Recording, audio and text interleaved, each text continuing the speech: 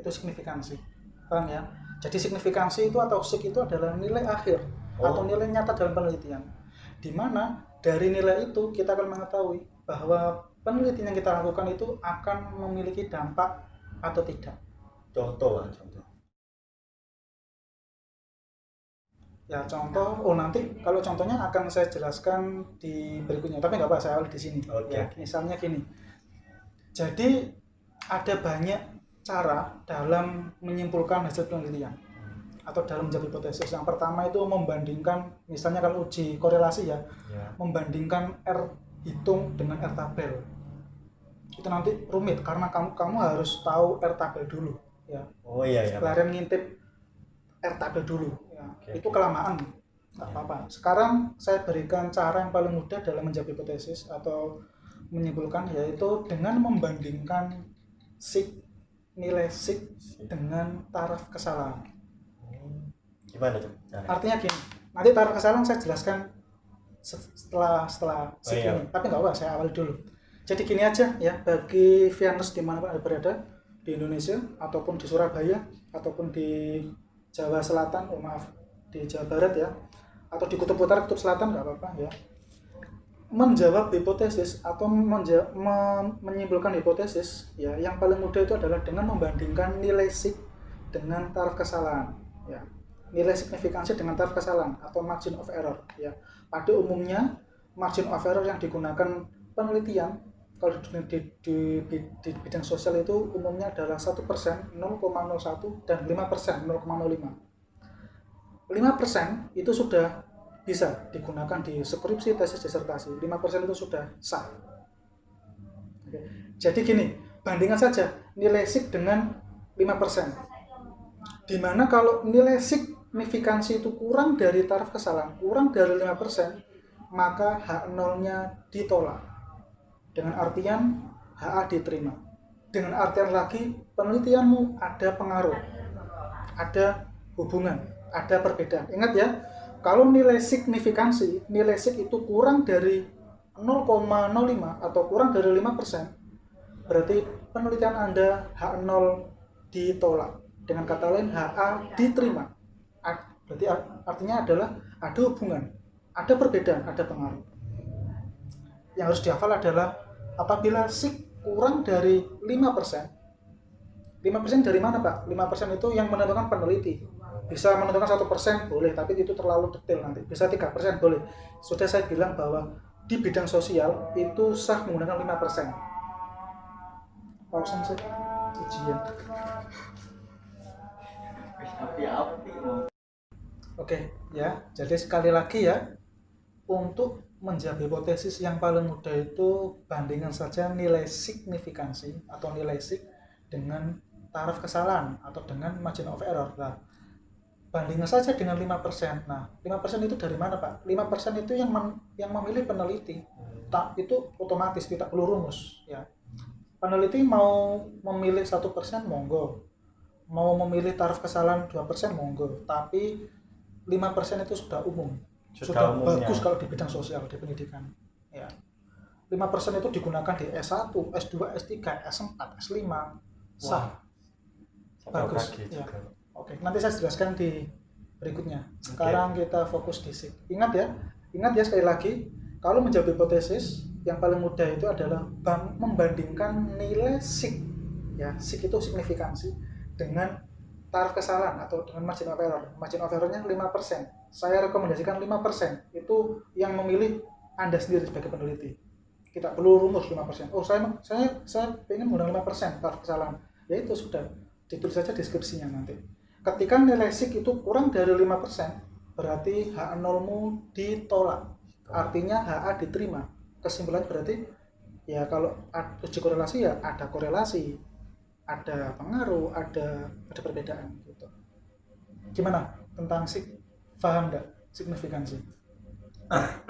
Loh, kenapa ya? Kok haus, Pak ya? Soalnya kalau haus itu pikiran saya itu kemana-mana, Pak. Ini aja pikiran saya udah sampai kode keras, paham. Mohon maaf, tadi lalu pas saya panggilkan dulu Barbara. Oh iya, Barbara. Oh kan, langsung kan? Barbara. Iya. makasih bareng-bareng. Iya. Gimana? Cantik gak? Amazing Pak. Iya. Saya kalau memilih asisten itu gitu. Nanti Gimana? kenalan sama saya Pak. Oh boleh. Tapi maaf bulunya agak banyak. Di Gak sini. apa-apa. Tapi Saya dia kayak cantik kan? berbulu. Iya. Gimana? Mohon maaf ya, asisten saya tidak saya masukkan ke kamera karena terlalu cantik dia. Terus buatku. Ini loh dari baunya saja. Sungguh semerbaknya. Wah, the best. Oke, lanjut ya. Itu tadi signifikansi. Ya. Berikutnya tentang taraf kesalahan atau margin of error. Bentar Pak, belum diminum. Oh iya, silakan. Sorry. Silakan. Gratis. Gak tahu Pak. Kesabar. Semerbaknya. Oh, the best. Aduh. Ini baru kopinya, belum orangnya. Oh iya Pak, bener.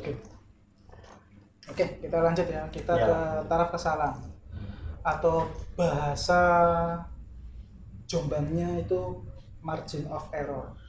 Ya. Taraf kesalahan, tingkat signifikansi, margin of error, standard of error itu sama. Maknanya adalah toleransi kesalahan. Oh, toleransi kesalahan. Atau toleransi yang diberikan kepada peneliti terhadap kesalahan-kesalahan yang mungkin terjadi. Paham enggak? Kalau Enggak, kita ya? dikasih contoh saya tahu. Oke, gini saya tanyakan ya. Oh maaf, saya berikan ilustrasi ya. Oke. Singkat tapi padat. Gini, dalam penelitian, apakah peneliti ya atau saya atau Mas Dinding sebagai peneliti, Ya. apakah bisa menjamin bahwa penelitiannya itu tidak ada kesalahan sedikit pun? Menurut saya enggak. Tidak ya, tidak menjamin ya. Pasti ada kesalahan ya. Ya pasti. Ya, pasti ada kesalahan. Kesalahan itu ada dua. Baik kesalahan yang disebabkan oleh peneliti atau yang disebabkan secara atau kesalahan yang terjadi di luar sepengetahuan peneliti. Kalau kesalahan itu disebabkan oleh peneliti, nanti peneliti akan menyadari itu bisa diperbaiki. Tapi kalau kesalahan atau error yang terjadi di luar sepengetahuan peneliti, itu yang tidak akan bisa dideteksi. Paham enggak? Paham Pak. Loh, Tapi enggak? contoh Contohnya yang di luar ya. Ya, contohnya gini ya.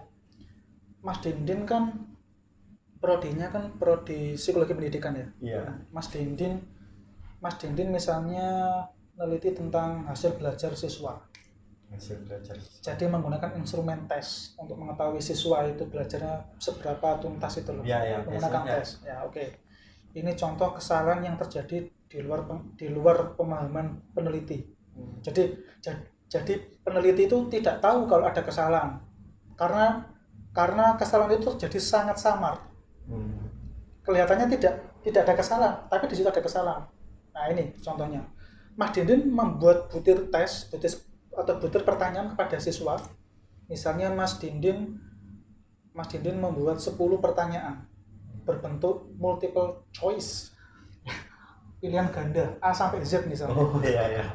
Pilihan ganda karena psikologi pendidikan ya. Kalau yang untuk ABC atau ABCD ini enggak, A, B, C sampai Z. Iya. Sampai Z plus Z kuadrat. Sampai Z ya. Ternyata siswa itu ada yang enggak paham sebenarnya. Enggak paham jawabannya, enggak tahu. Tapi karena jawabannya itu multiple choice, akhirnya dia menjawab pilihan jawaban sembarang. Ternyata yang dijawab siswa tadi itu benar. Padahal dia enggak tahu jawabannya. Cuma karena pilihan jawabannya itu ada opsi jawaban, maka dia asal aja centang. Ternyata jawabannya benar. Itu kan tidak sengaja kan menjawab benar. Iya. Ya. Wah, Kebetulan. Itu kalau dalam penelitian itu ada error enggak seperti itu? Error. Walaupun benar. Ya, tapi itu terjadi error. Nah, errornya itu yang dikhawatirkan kalau terjadi berkali-kali. Jadi dalam sebuah populasi atau sampel penelitiannya itu error seperti itu tidak terjadi pada satu sampel, tapi banyak sampel, itu nanti bisa mempengaruhi hasil penelitianmu. Nah, makanya ada toleransi kesalahan, artinya ada kesalahan yang ditolerir, yaitu tadi melalui margin of error atau melalui taraf kesalahan. Artinya gini, saya hubungkan dengan signifikansi. Maaf, belum. Artinya gini, kalau Mas Dindin memilih taraf kesalahan sebesar 5%, ya ingat ya, 5%, 0,05, Dindin memilih taraf kesalahan atau memilih margin of error sebesar 5%, artinya apa? Artinya penelitian dia memiliki derajat kebenaran 95%. Karena dia memilih toleransi salahnya, errornya itu 5%. Artinya kebenarannya dia, penelitian itu 95%. Kalau Dindin memilih margin of error 1% ya, berarti kebenaran risetnya Dindin itu 99%. Tapi semakin kecil taraf kesalahan yang dipilih, itu semakin detail penelitiannya. Maka saya sarankan 5% saja nggak apa-apa. Ingat loh, kebenaran 95 di bidang sosial sudah sangat baik. Oke. Ya, paham ya? Jadi kalau sampean memilih standard of error atau memilih taraf kesalahan atau margin of error 5%, berarti penelitiannya Mas Dindin itu memiliki nilai kebenaran 95%. Paham ya di situ? Oke, karena apa? Karena dalam penelitian itu tidak ada kebenaran mutlak. 100% itu tidak ada. Ya, pasti ada error. Itu tadi, kalau errornya diketahui oleh peneliti, ya si peneliti akan berusaha memperbaiki. Kalau kayak itu tadi contohnya, yang tidak difahami itu loh, yang tidak diketahui secara dalam, dia akan terjadi secara alamiah. Nah, itu kan error, walaupun jawabannya itu benar, tapi itu error. Oke. Efeknya apa? Efeknya itu seperti ini. Hasil belajarnya bagus. Hasil belajar psikologinya berpengaruh pada hasil belajar. Padahal kita tidak tahu siswa tadi itu menjawabnya itu asal. Nah, kesimpulannya kan bagus hasil belajarnya. Tapi kita tidak tahu bahwa sebenarnya sampel tadi itu tidak tahu jawabannya. Bahkan kalau diteliti yang lebih detail lagi, mungkin psikologinya tidak berpengaruh pada hasil belajar. Itu tadi error yang terjadi secara auto atau di luar pemahaman peneliti. Oke, itulah pentingnya kita menggunakan taraf kesalahan, margin of error. Oke. Saya hubungkan antara taraf kesalahan dengan signifikansi. Ya, taraf kesalahan. Ya, dihubungkan lah. Untuk menjawab hipotesis kan harus membandingkan sig dengan taraf kesalahan. Artinya gini, kalau sigmu dalam penelitian, jadi ketika menggunakan rumus atau SPSS misalnya, sekarang saya rekomendasikan pakai SPSS, ya, Statistical Product for Social Science. Ya, terserah SPSS versi berapapun terserah, versi 16, 17, 23, 22 monggo, sama saja. Yang bedanya fiturnya, itu pun hasilnya tidak berbeda jauh. Ya, misalnya setelah menggunakan rumus atau SPSS, ya, sekarang kita berkesepakatan bahwa di video kita sampai selamanya akan menggunakan SPSS, ya. Dengan rumus pun sama. Oke, misal sig yang diperoleh itu 0,01 misalnya, itu nilai sig, ingat ya, 0,01. Ya, atau 1%. Kemudian Dindin menggunakan taraf kesalahan 5%. 0,01 dengan 0,05 itu besar mana? Besar 0,5. Bingung. Kebanyakan ini. Sorry Pak, saya harus minum lagi kayaknya. Sambil dia minum, ya, kembali lagi ke bahasan tadi. Apabila nilai sig kurang dari taraf kesalahan atau kurang dari 5%, maka H0 ditolak. Ya.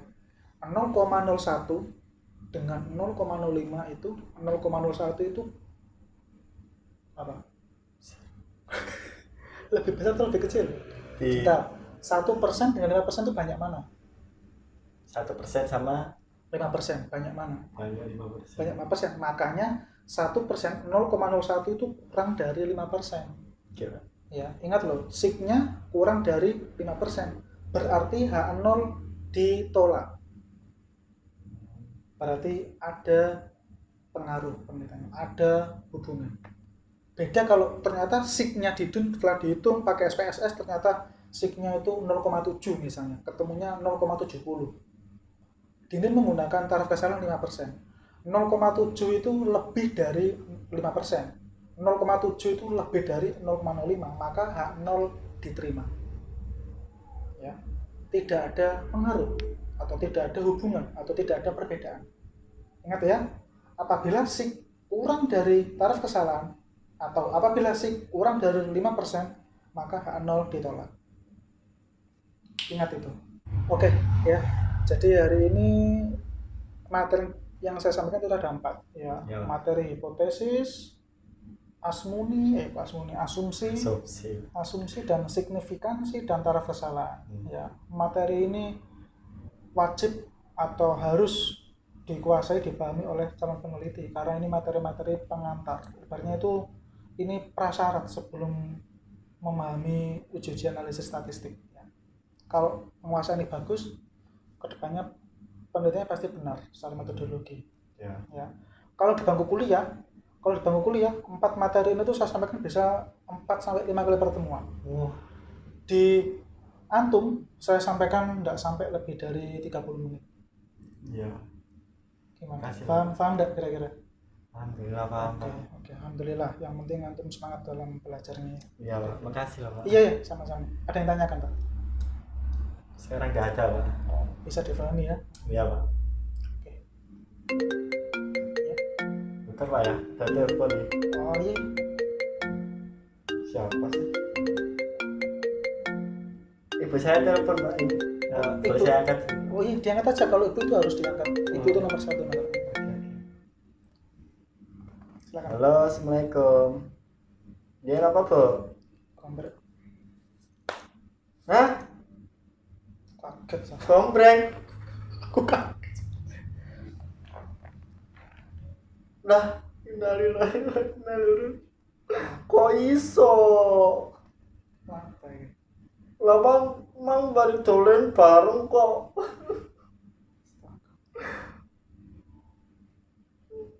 Musuh kok mati.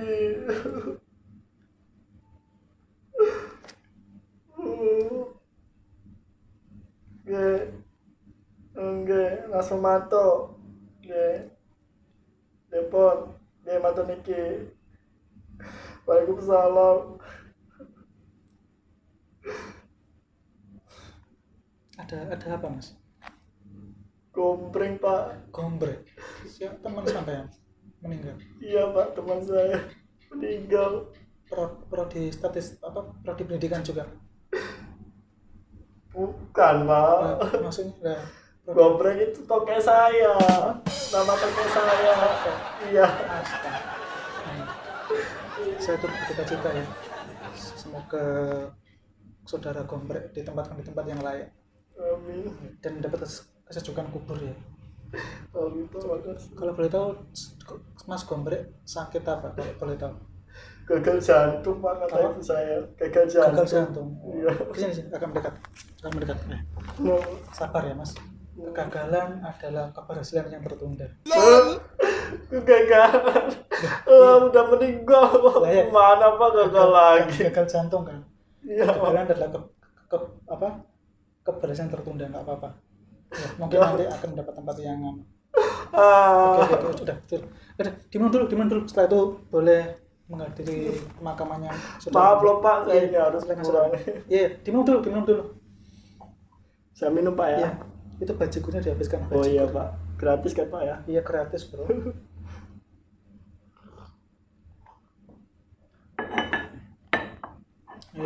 Hati-hati ya, saya turut berduka-cita.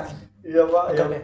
Ya terus saya pamit pulang tuh. Oke, hati-hati, jangan ngebut ya. Iya. Utamakan kecepatan. Iya. Oke. Oh iya. Oke.